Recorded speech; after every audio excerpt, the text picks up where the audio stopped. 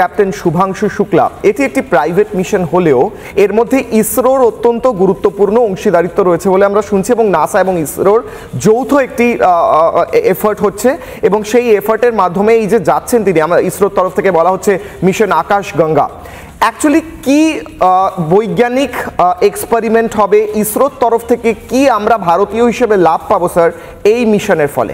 ঠিকই বলেছেন, এটা একটা প্রাইভেট মিশন, ঠিক আছে। তার মানে ইসরো আরো আই থিঙ্ক পোল্যান্ড আর হাঙ্গেরি, তিনটে দেশ এরকম অ্যাস্ট্রোনট পাঠাচ্ছে যারা সেকেন্ড টাইম ইন স্পেস হবে। হ্যাঁ, তা আমাদের যেমন Shubhanshu Shukla second time after Rakesh Sharma, তো এই অন্য দুটো দেশও পোল্যান্ড আর হাঙ্গেরিও করবে। হ্যাঁ, একটা normal stay in the international space station is probably 3 months। Sunita Williams ছিল ক্লোজ টু 1 year, এখানে হচ্ছে 2 weeks, 2 সপ্তাহ। হ্যাঁ, তো 2 সপ্তাহর মধ্যে কিছু এক্সপেরিমেন্ট করবে, বাট আমার মনে হয় প্রাইমারি বেনিফিট হচ্ছে যে নেক্সট ইয়ার গগনয়ান লঞ্চ হবে, সেখান থেকে একটা অ্যাস্ট্রোনট ট্রেনিং হচ্ছে খুব ইম্পর্টেন্ট টু গগনয়ানের development, to the astronaut experience on Gaganyaan, এইগুলো ভীষণ হেল্প করবে।